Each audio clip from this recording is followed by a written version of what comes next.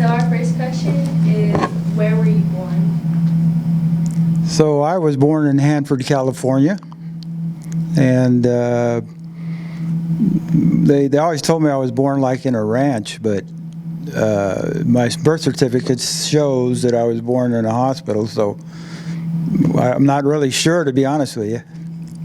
Okay. I was born in Las Vegas, Nevada. Okay. The next question is, who or were your parents and what are their occupations? Okay, well, my parents are deceased, but they were both born in Mexico. My dad was a farm laborer, and my mom was just a housewife. But I had, let's see, I had 13 siblings. Seven of them being girls, and 6 of them being boys. Myself being the 7th one. Let's see, my father was a medically discharged Marine. He lost a lung in Korea. After he was discharged from the Marine Corps, he was advised to, if he wanted to live any length of time, to move somewhere to a hot, dry climate. So that's why they wound up in Las Vegas. My mother was a stay-at-home mom until we were probably late elementary school age. And then she did various jobs, but mostly in the PBX operators, where they handled the phone calls and stuff at the hotels. Okay, so what were your parents or siblings' feelings about you joining the service? Well, I'm going to say, especially my mom, she was really comprehensive, because I was quite fortunate that I was shipped to Korea, because the war was very hot around 67, 68, up until the early 70s. So I'm sure they were really concerned about my being shipped to Vietnam. My mother was a bit apprehensive. Are you sure that's really what you want to do, kind of thought process? But my dad, being a Marine, was very gung-ho about doing any kind of military service. Okay, so the next question is, what primary and secondary schools or college did you attend? Okay, I'm originally from Corcoran, and I attended Corcoran Elementary, junior high, high school, and the College of the Sequoias in Visalia. Just basic schooling. I graduated from Rancho High School in Las Vegas, and I didn't do any college until after I got out of the service to use some of my GI Bill. So can you tell us about when you went into the military? Were you drafted or did you enlist? Well, after I graduated from COS, would have been summer of 1966. I was drafted shortly after. Was shipped to Fort Ord for my basic training. Attended advanced basic training at Fort Ord, California. And I'm going to say like about 6 or 7 months later, I was shipped to South Korea, where I made a 13 months tour. I enlisted. I was in my senior year of high school, realized that I wasn't really fond of any more schooling. So March of my senior year, I decided to do a delayed entry pilot program to join the Navy. So.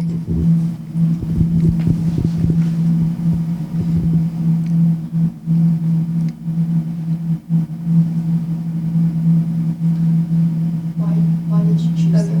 So why did you choose that branch?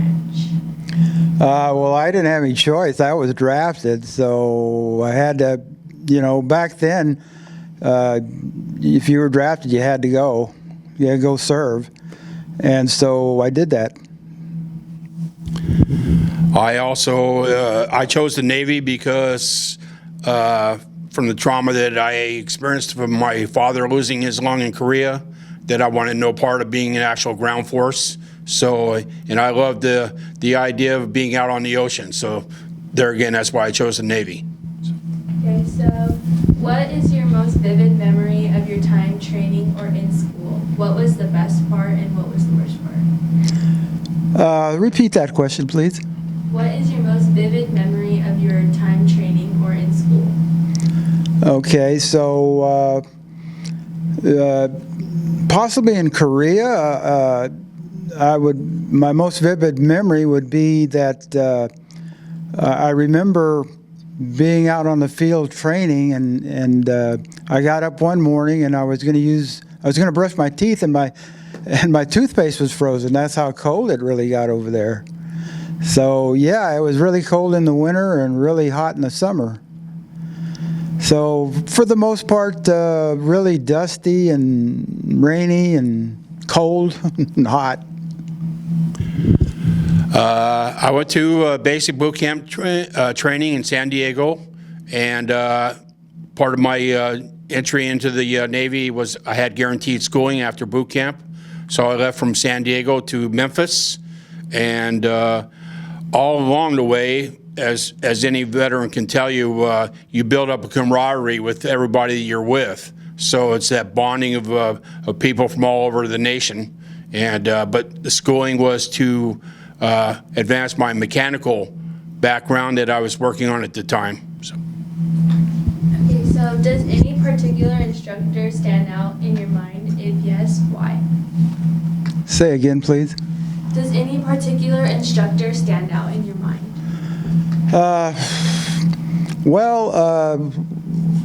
Once I was in Korea, I did have a Lieutenant Davis that I really got to know him fairly well, and I really enjoyed him as an instructor.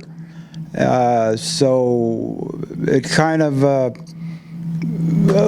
it kind of made me feel as though a lot more comfortable. So I was able to maybe study my training a little harder than I maybe would.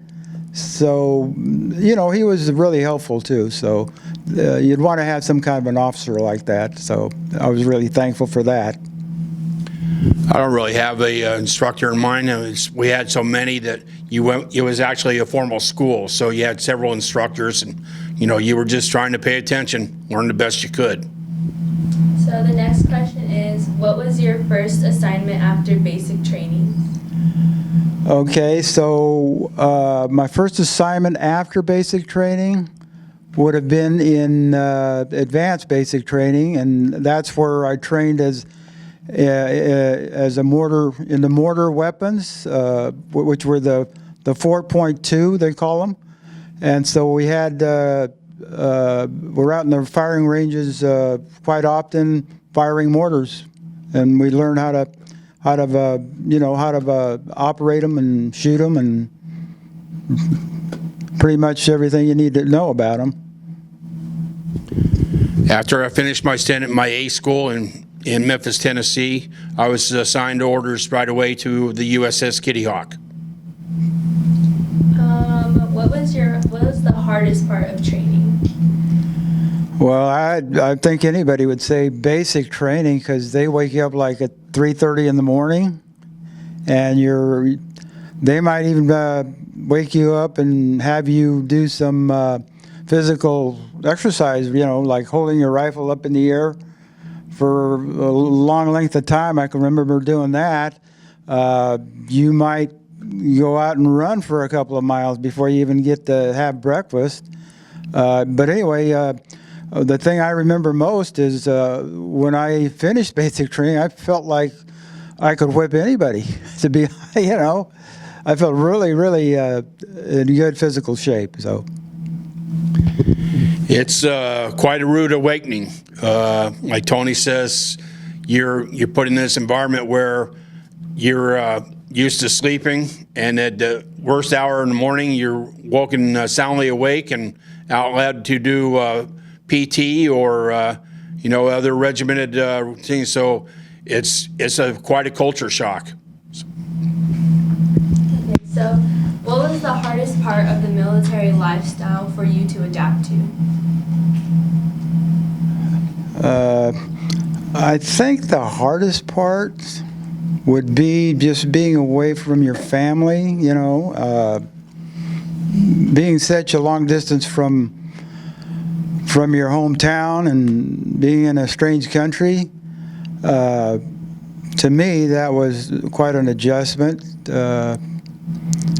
So let's see what my buddy Jeff has to say. Agreed.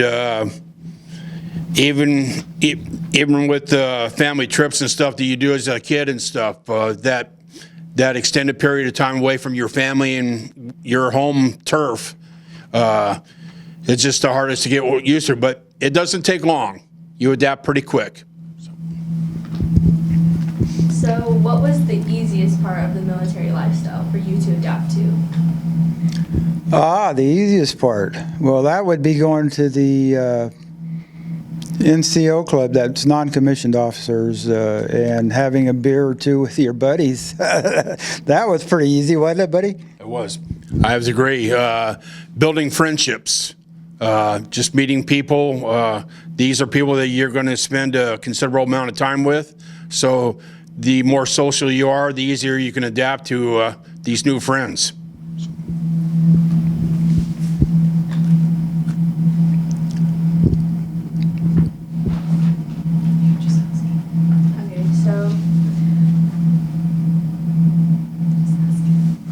You guys already said this, but where did you serve?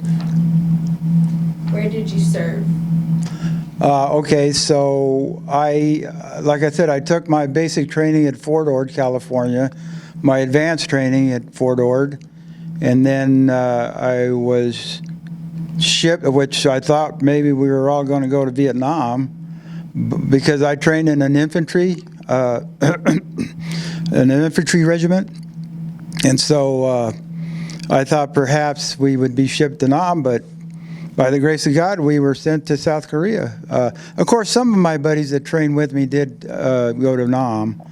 So I just considered myself quite lucky to have gone to South Korea, although I would have served wherever they sent me. Well, as I said earlier, I was transferred from A school to the USS Kittiak, an aircraft carrier. So what are your recollections of that experience? Okay. For me, it was quite, let's see, how do I put it? Quite a life experience. Enriching, educational, meeting different fellows from different states, meeting maybe your best friend. You know, they get to be like your brother, so you really get up tight and close and personal. So for me, you know, the camaraderie was one of the best experiences I've had in my life, to be honest. I will agree with that as well. It's a different environment compared to like the friends you have in high school that you grew up with. These guys that you come associated with on a daily basis, these are guys that you depend your life on, and they depend their lives on you. So you gain that extra strong bond with these people that you're going to be with for some time. Okay, so the next question is, were you in combat support, or combat service support role? Well, we were the 1st Armored Division, this side of the DMZ. I believe it was like within 2 miles of the DMZ, between North and South Korea. But I was not ever in any combat.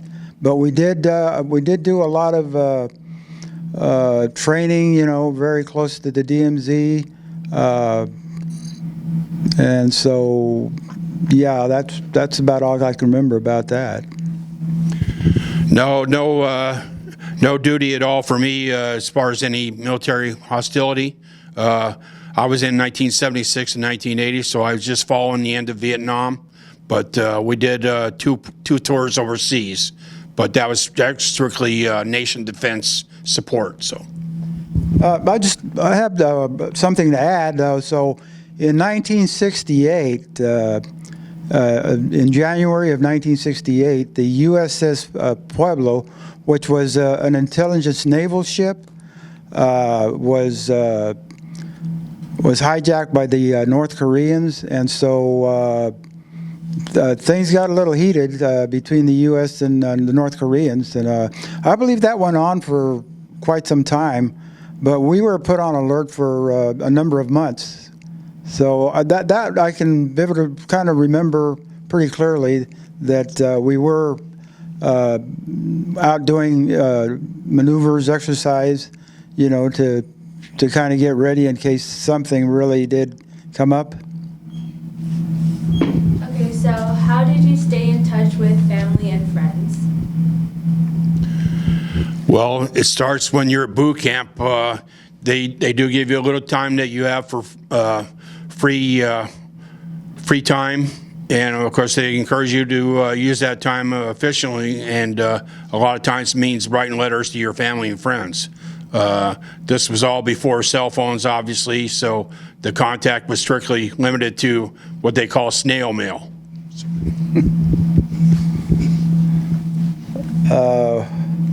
Okay, so yeah, I would kind of add to that it was cards and letters, postcards, to let my family know that I was doing fine. I wasn't in any danger, and maybe called them once or twice. That was pretty much it. Okay. So what did you do for recreation or when you were off duty? Well, all in all, fortunately for me, when we were in the United States, I was stationed in San Diego, so a lot of beach opportunity, a lot of fun in sand, frisbee, a little body surfing, but mostly just hanging out right at the beach. Okay. Let's see. As far as recreation, well, I can remember when I was in Korea. We went to the capital, which is Seoul, and hung out with I think 4 of my buddies, and we had an extremely enjoyable time because they're very westernized. I saw some mini skirts. They have the culture is like kind of copycats the Western. Well, anyway, so we did do. I remember doing. We did a couple of restaurants and we did nightclubs. Basically, had a really fun time. It's almost be like going to downtown LA or San Francisco. So, yeah, and then after my tour in Korea, we did. I was transferred to Fort Meade, Maryland. And there, I was able to go to the Big Apple, New York City. So, yeah, I got to learn all about New York City and their lifestyle. It was fun. Do you recall any humorous or unusual events? Well, there's always something, that would bring a smile to your face, but the one that comes to mind most vividly was one day while we were in the hangar bay on the ship, we were throwing frisbee, a few of us friends, and I launched a frisbee and it went into a wide arc, and my friend went to run for it, and he almost went off the side of the ship. The only thing that caught him was the cable that kept the elevator clear. And he just happened right at the waistline, doubled over, but he was like 5 feet from going over the edge of the ship. That was pretty funny. So, one that just comes to mind is we were just joking around in our what they call hooches, which would be barracks, but they were like kind of like round shape. But anyway, what we would do is just to kid around. We'd impersonate, like officers, like captains or admirals, or. But anyway, we would take a a stick of foil from a piece of gum and put it on our helmet with an insignia like a captain, or two bars like a let's see, what can you remember what two bars were. Well, no, a lieutenant would be 1 bar, and a captain would be 2 bars. So yeah, we'd kid around joking with each other about that. So yeah. Was there something you guys did for good luck? No, other than just keeping your head clear. Pay attention to what you're doing. No, I can't recall anything that I did for good luck. No. So what was your overall best experience of your service? Yeah, well, the best experience is just traveling, to a foreign country and meeting your new friends. Your camaraderie with the other soldiers from other states. Some of them have the southern accent, some of them California. So it was quite interesting. And had this one fellow from Modesto that me and him were the comedy team they used to call Tony and Martin. So we'd always be joking at each other, and we became known as Tony and Martin. But they're unknown now. My favorite times were the travels that I made overseas. I saw several countries, did an extensive bit of traveling while we were there. Get in and see, I've seen Seoul, Korea, Tokyo, Japan, Hong Kong, quite a few of the large cities in the world that a lot of people don't have that opportunity, but all good memories. So do you recall the day service ended? Where were you when your service ended? Repeat that question again, because it was a little complicated. Do you recall the day service ended? Where were you when your service ended? Okay. So yeah, I was at Fort Meade, Maryland, being shipped back to San Francisco. Well, actually, we flew.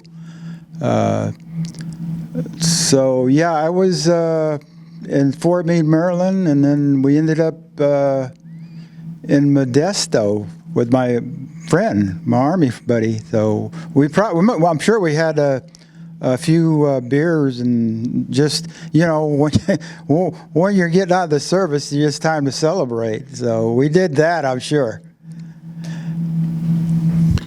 I was back here in the U.S. and back in San Diego. We had got back from the the Iranian hostage crisis in February 1980, and shortly after that, my father had passed away, and then it was that time I made a decision that I was going to get out of the Navy when I got out in October 1980. How were you received by your family and community? Well, you know what? I actually had 3 brothers that had joined the service prior to my being inducted into the Army. Both of them had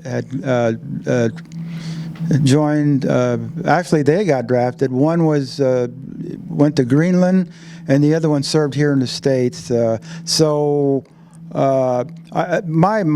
family has always been really proud of our service to the armed services. So yeah, now I'm sure I have 2 daughters and 2 sons that are really proud that I served. Also have a banner up on, which I was honored to have. It's on Thurman in Maine. So if you're ever around there, you might look up. You might see my name up there.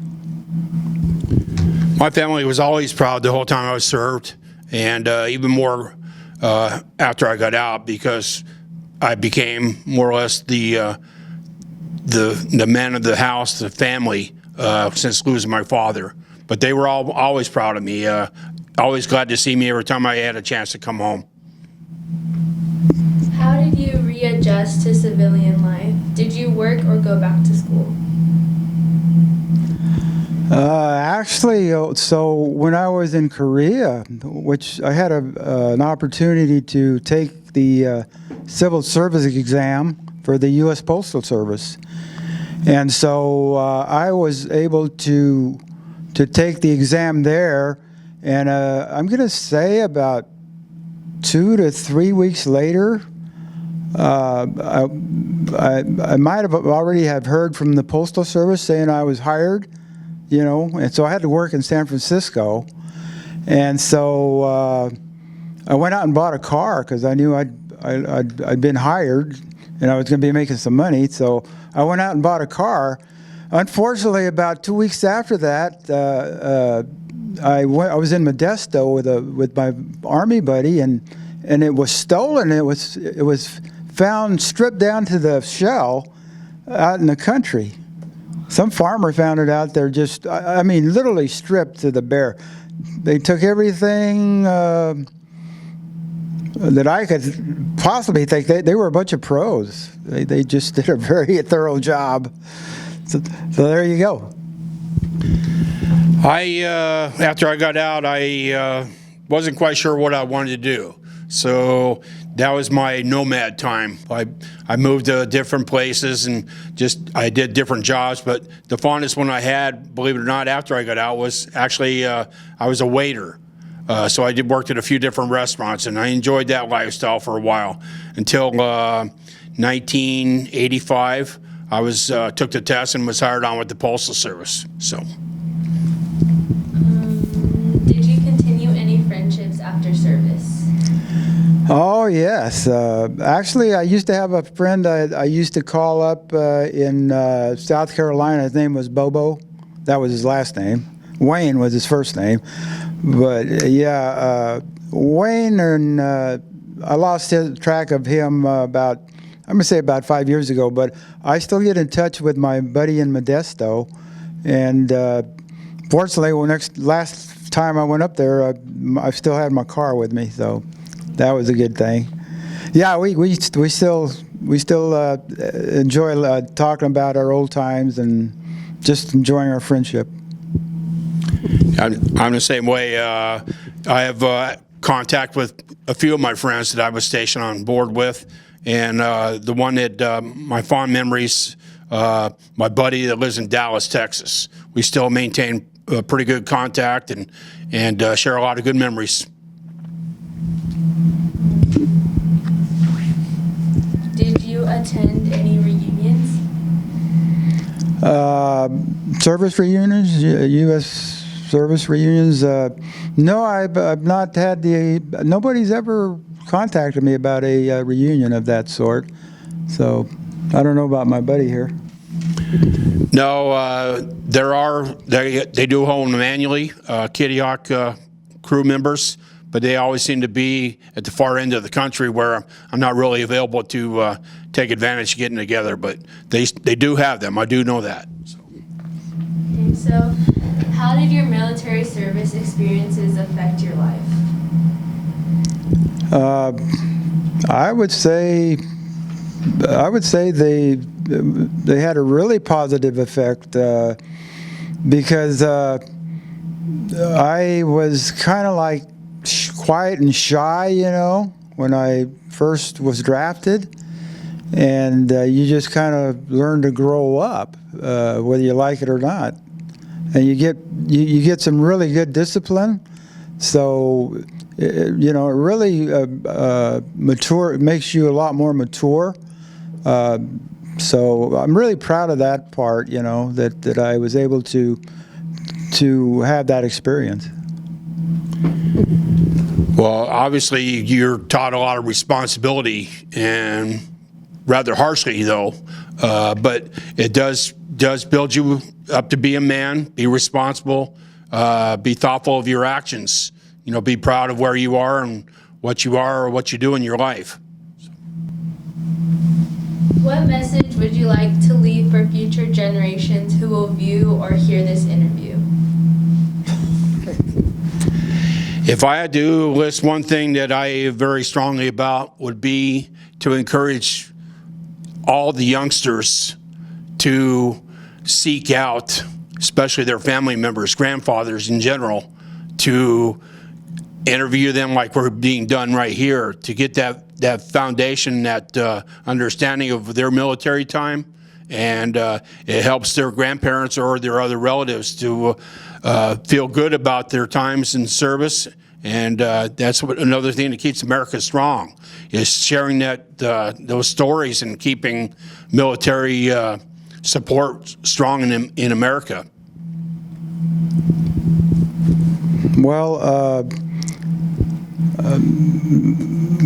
I would like to just say that, to encourage our younger Americans to just to honor the vets because they so deservedly deserve it. And the only way we can do that is to pass on our experiences and life experiences and stuff like that. So that's it. So what would you like people to know or remember from your story? Oh boy. Do you want to go with that one? I would like people to remember that I was proud to serve. I'm proud of my time in the Navy. It really made me the man that I am these days. And if I was able to do this on a regular basis in a school foundation, I would, encourage those kids that, if you have any doubt on your future, never skip out on considering time to serve in the military. It is a backdoor avenue to furthering your education, and the opportunity is there for you to take advantage of. Yeah, I second those thoughts exactly, because as I said before, my opportunity came as I was finishing my tour in Korea, and by taking the civil service exam, I was able to get into the postal service, and they also gave me like a 5 points veterans preference, which was added onto my score. So my score was in the high 90s. So I must have been one of the first ones that was called that took the test. And so I encourage any even somebody that probably isn't interested in joining the military to kind of look into it, and maybe they will change their mind.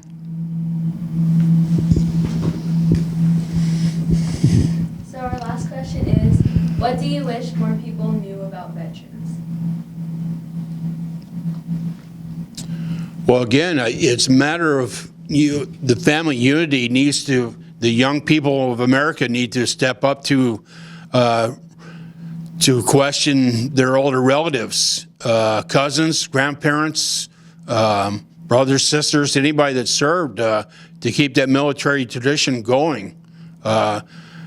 It's part of life's education is to know what your ancestors have done for you and what they've done for America. And serving in the military is definitely one of the best things you could do.